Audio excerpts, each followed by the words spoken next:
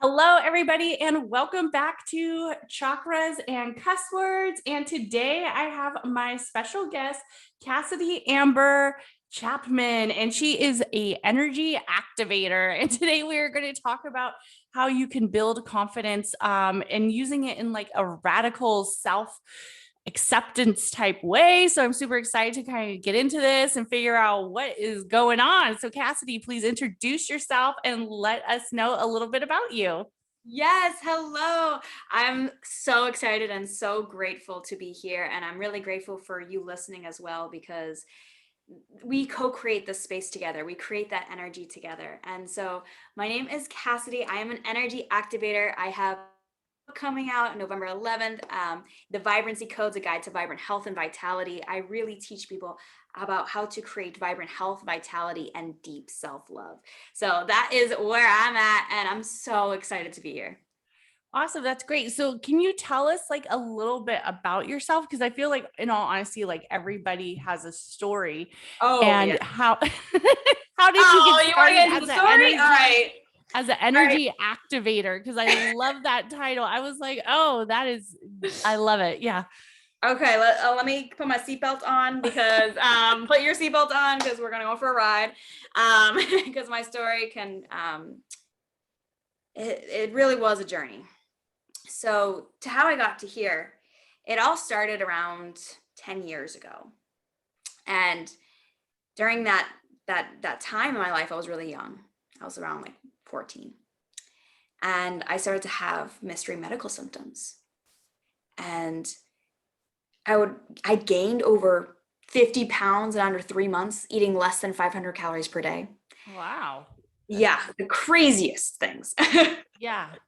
I had all of these weird, like vertigo and dry heaving, all these crazy medical issues.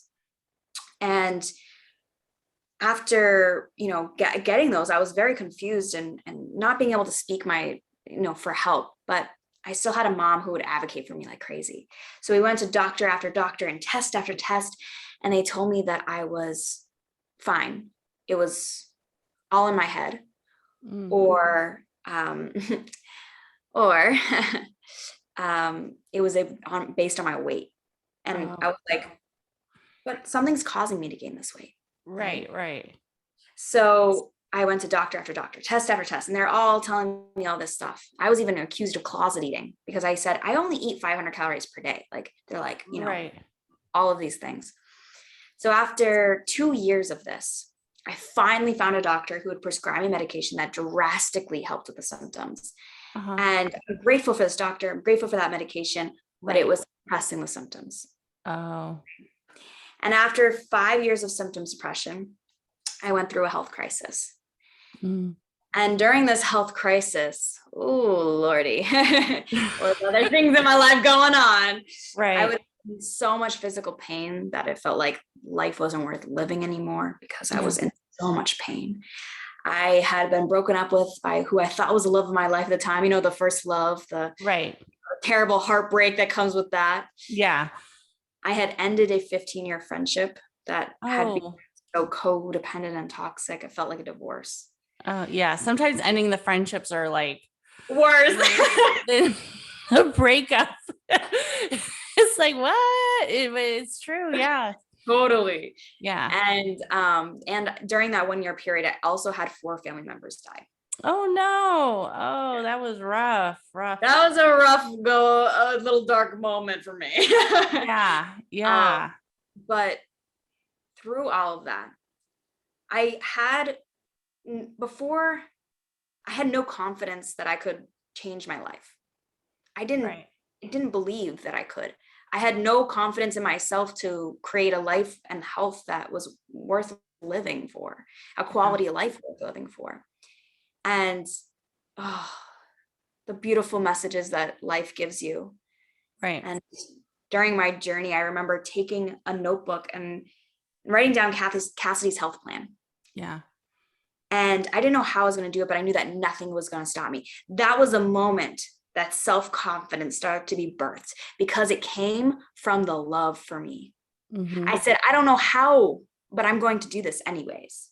And after I wrote down in that notebook, it brought me down the most incredible journey I could have ever possibly imagined.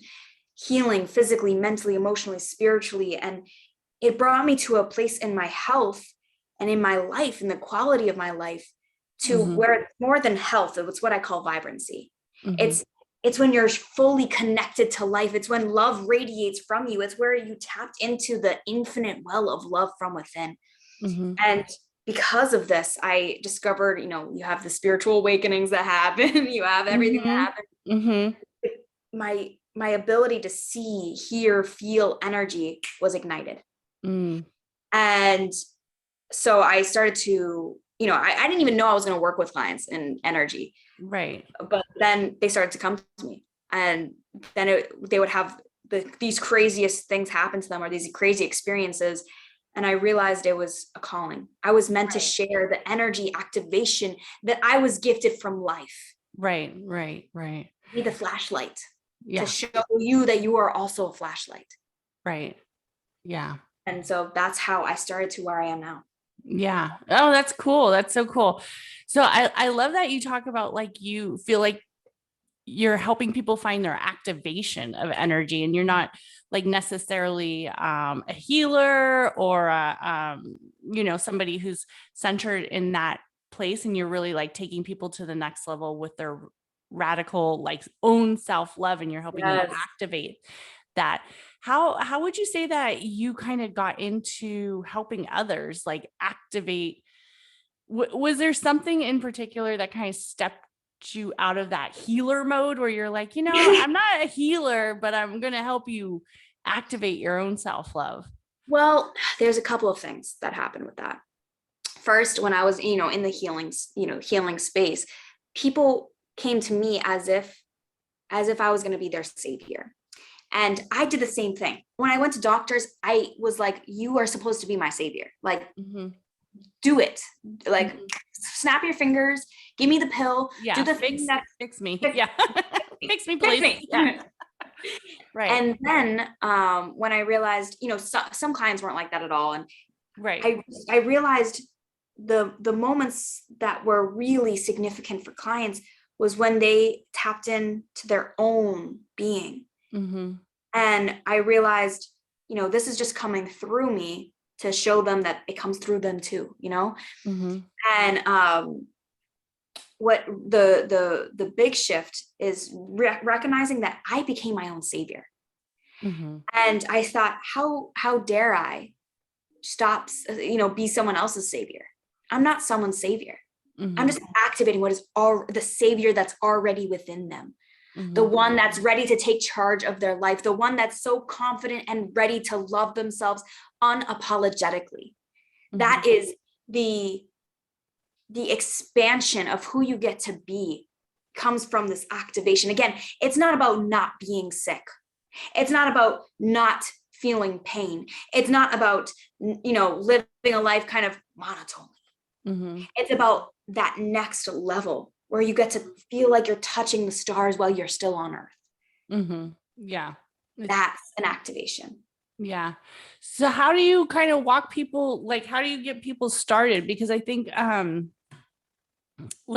confidence and self-care and self-love is probably like one of the hardest loves to hold, right? Because many of us have that little voice in our brain, or that little subconscious or unconscious that taps in and brings up all those limiting self-beliefs where we're like, I can't do this, or I don't want to do this, or so how do you kind of help people tap into that area of absolutely So there's like a kind of a 3-step process that I kind of go through, especially with the self-love part. Like the self-love is the basis of any of the energy or mentoring work that I do.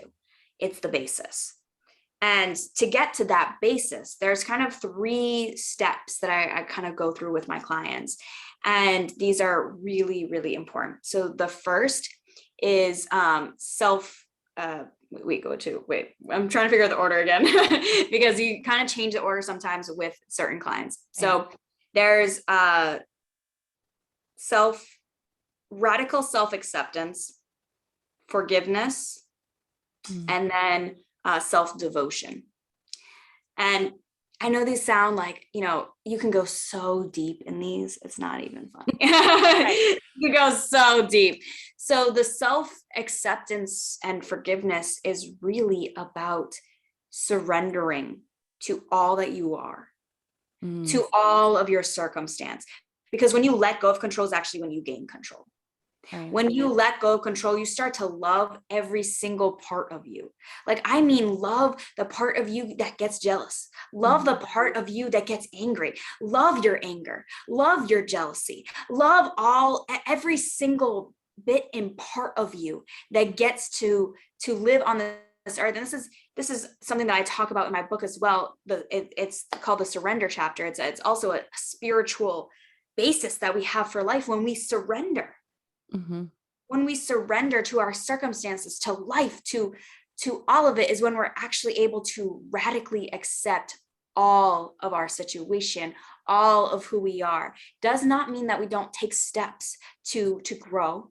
It does not mean we take steps to be in control of our life, but letting go of that control actually allows you to create. As something I like to say is, we can't control everything, but we can create anything. The reason we can create anything is from this basis of the surrender of where we are. Because if we don't know where we are, we don't know where we want to go. And so you first start with this radical self-acceptance, loving who you are, knowing that I am enough. I will always be enough. And I have always been enough. From that space, going into forgiving all the mistakes you've ever made and loving them, loving those mistakes, loving all the mistakes that you will make, because we're human and we're going to make mistakes. And then, kind of coming into the self-devotion. Now, this is where you live life from this basis of, everything I eat is in devotion to my body. Every exercise I do is in devotion to my body. Every single thing I do in my career is a devotion to me and to my life. There's so many things that when we create this beautiful devotion to our own being, there's something magical that starts to happen. Yeah. It allows you to love at a whole other capacity. Because if you have this well of love from within, you start to pour out this love, and it starts to spread into your community, into your family, and radically changes your entire vibration. Embody this love. When you embody unconditional love, there's something truly magical that you tap into. Yeah, I love that, because I think so many people, when they think of like loving themselves, it's it feels difficult, right? Like, it's easy to love my dog. It's easy to love my kids. Like, it's easy to love, my husband. But you want me to love myself? Like, what? Like, that's a little hard. What steps would kind of help somebody get into that area where it doesn't feel so hard? Oof. Well, first of all, there is the misconception that, like, self-care. Well, there's a difference between self-care and self-love. Okay. Self-care, you take a nap. Right. Self-care, you put on that face mask, you take that bubble bath, which are all beautiful forms of self-love, but there's a deeper form of self-love, right? And one way that I really have my clients start is mirror play. And that is by going to the mirror, looking to their own eyes and saying, I'm here for you. I love you. When you start to listen to your own being, like, and actually being there for yourself, you're like, I remember the first time I did it, I cried like crazy, because I realized, oh my God, I was expecting everyone around me to be giving me this love and this attention and this affection, when I could have been giving it to myself this whole time. There might be a period where you feel judgment that you didn't give yourself this love, and that's okay. Right. Yeah. That's okay. It's about loving the journey, the part of finding your, creating that beautiful connection to self, finding that real essence of who you are, which it'll take some tears. Mhm. It's when someone is scared, good. Right. Like fear is a good thing because it's showing us that we're about to make change. Right. Yeah. When you feel that little bit of fear, be like, oof, it means it's time to jump. Yeah. It's Yeah. time to create that connection. And Yeah. as you said, when you look around at different people, be like, okay, how am I giving love to these people? And how can I give love to myself? Or even one big question, like this question changed my life, and it was why I have this ring right here. What am I looking for? What am I trying to grab from other people that I can give myself? Because then you're giving other people the freedom to love you how they're meant to love you, and not from the grappling, Right. not from need, but Right. from genuine exchange of love. Mm-hmm. Yeah. When what would you say is what you see the most when people aren't like tapped into their area of self-love, when they haven't activated their self-love? Like, are there symptoms they have? Do they just feel like Ooh. they're not productive? Like, how would Mm, I like, because I feel that a lot of people who are my listeners probably are busy, they got a lot going on, they work, they got clients, they're showing so much of their own love for other people that maybe they haven't tapped into their own self-love. So mm. what Oh, do that's a great question. Oh, what a good I come with the question. good questions? You really do. You package them up, you give them. Yeah. Well, there it can affect every single area of your life. Like I've seen it affect everything. I've seen it affect relationships, marriages. Mhm. I've seen, the wanting, the need, the grappling, and that completely affecting a relationship because they don't know how to give their own needs, how to meet their own needs, Right. and how to again have that genuine exchange of love. It affects your relationships. Oh boy, does it affect your health. If you Mhm. don't love your body, if you don't nourish it, if you don't love it, if you don't listen to it, if you don't have a relationship to it, then your health, first of all, your health changes your whole life. Right. And if you don't have that, you have pretty much, nothing. Right. Speaking of someone who didn't have their health for a while. Right. And it affects your ability to make wealth. I can tell you that right now. And Yeah. also your connection to wealth. Now, again, it's the grappling. Like you need. Well, it doesn't matter how much you make. And that becomes like a cycle of just needing more. Right. Instead of feeling like money is also love and having that flow in your life. Right. Everything is about the vibration of love. Mhm. Everything. And Yeah. when you love yourself, when you tap into the vibration of love from within, from yourself, that is when your relationships start to rise. When Mhm. there's like genuine, beautiful connection. When the relationship to yourself, your quality of life Mhm. enhances. And then the ability to create success, whatever that means to you, if it be in the wealth area or not, that it becomes easy. It becomes Yeah. effortless because you have confidence to just do whatever. It's not about failing, because you tie your self-worth then to all of these things outside of yourself when you haven't tapped into that infinite unconditional love from within. Mhm. And you Yeah. can create so much more and explore so much more and listen to the calling from your heart. Your heart is calling to you, but you need to stop and listen to it. And Mhm. that is the most loving thing you can do, is stopping to listen to what your heart is telling you. Mhm. Yeah. How did you get on the adventure of writing a book? Because you're really passionate about the. What made you decide, like, I'm going to put this, I got all this good stuff, I'm going to put it in writing? Because you got to have some self-care and definitely some self-love and self-discipline Oh, to do that. I wow. There was some moments, lots of tears. I love tears. Tears are a Mhm. superpower. Every Right. time I cry, there's something beautiful that is born. Yeah. I love tears. I am super vulnerable. And I still do remember the day I decided to write a book. Mm-hmm. And it was because, first of all, I had found all of this love for myself. Like, it was beaming from me. People could feel it. They like knew it. Like, they were like, what are you doing? Like, you know, how did you heal? How did like, what is this? Like you just went through the craziest things ever. Like, what is going What's on? going Like, on? Yeah. how are you doing that?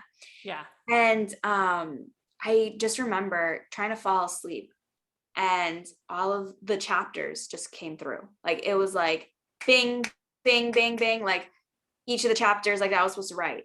And I was like, uh-oh. And the message was, you need to share this. And I was like, uh-oh. And I'm telling, it was my heart telling me that I was supposed to share. Yeah. Because I allowed that space to listen. Right. And yeah, that's amazing. That's cool. That's awesome that you started started your book, and started on that area of activating the energy for other people, really getting centered in it. What is a day in a life like with being an energy activator? Like what does that feel like?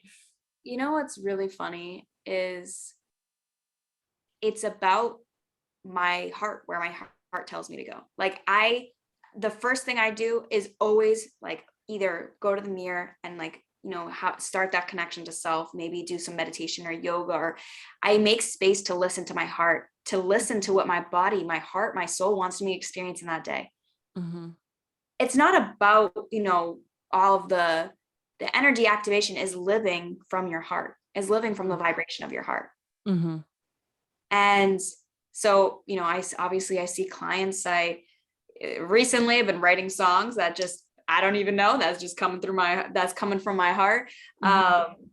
There's just all of these different things that just come through. My day doesn't usually look the same because I listen to my heart. I created the freedom in my life to be able to listen, to be able to be like, you know what? My heart wants me to share this way. Ooh, my heart wants me to connect this way. Oh, my heart wants me to go Latin dancing. Like, right. There's like finding new things. Yeah. And being and exploring, and, it's tapping into that childlike wonder where your life, life around you gets to be a quantum playground. You play in. Yeah. That you love in. Yeah. A lot of people, I think,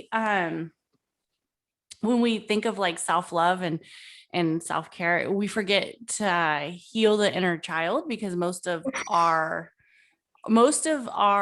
disbeliefs and areas of obstacles, or areas of where we have this self-worth that maybe is reflecting our self-love and it's not feeling fully aligned, is usually coming from the inner child that we once, and when we start to discover those areas of what did our inner child kind of not have, or didn't get to fully engage in, and now as an adult it's affecting us. So I really like that you put people in that area of finding different adventures, and you finding that area of different adventures as well. Was there like one modality or a one thing that really kind of was like the yes, I love this. You know what I mean? Like, was it like meditation, journaling? Was it like astrology? Was it, was there like one thing that really activated your own energy where you were like, this is it? Okay. So I love this question because I love disrupting the belief that one modality is going to be the end all. It's going to be the activator, is going to be the only thing that ever happens. Now, I'll probably get into like a couple that, we can like talk about now, because like, obviously we want to give takeaways. Right. But the fact is that's like the one pill mindset of the world. I take one pill, I have one session, I do one thing. It's through consistent commitment to self, through those small daily habits, through those small daily practices. It's not about that one time you do something. It's not about that one, the one practice that you do. It is the combination of modalities that ignites your innate energy, that it ignites your most vibrant self and vibrant life. It is the combination of these things. So people are always asking, what's that one thing? What's that one thing? I'm like, there isn't one thing. It's not one thing. It is everything. It is every single decision that you make. And then towards the direction of where you want to go, towards that most vibrant, healthy self that you want to be. That is where I have always kind of switched our mindset from that one to many. That one to the short term kind of. That's why all my programs are long term. I don't really have a lot of one-off clientele. I really don't do that anymore, because it's about creating that relationship to energy. It's about cultivating it. It's about vibrating and practicing vibrating at a new frequency. That is where the juice of life gets to be lasting and sustaining. There's so many times people find love, but it doesn't last because it comes from commitment. So you know what? Let's maybe one modality or one thing that I did that changed, me forever. Or just like one thing that really kind of activated your energy. Like, I'm about to tell you. I'm about to tell you right now.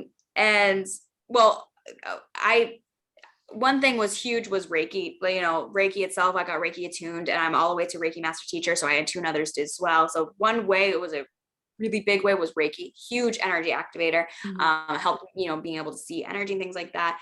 And that was when, a lot of the energy started to flow, and then more of those energy healing modalities started to come through. But Reiki was huge, truly huge. Right. And then another way that is not in the attunement kind of way, because those are, passed down to kind of lineages of healing. One thing I did was when I was looking around me, and I was wondering, like, what do I desire from the outside that I can give to myself? And the biggest thing was someone to wake up every day and choose me, to choose to be with me, to choose to be my energy, to choose to love me, to be committed to me. And I realized, I was like, wait, I can do that for myself. So I got this ring. Oh, that's pretty. This diamond ring. And I put it on, and I was like, every single day I'm going to wake up and be devoted to me. And so having a reminder of my self-love and devotion, like, on my fingers. And so I always see that, and I'm like, oh, I'm committed to self. It's like that reminder. So like it brings that energy back. It's like, oh, activate again.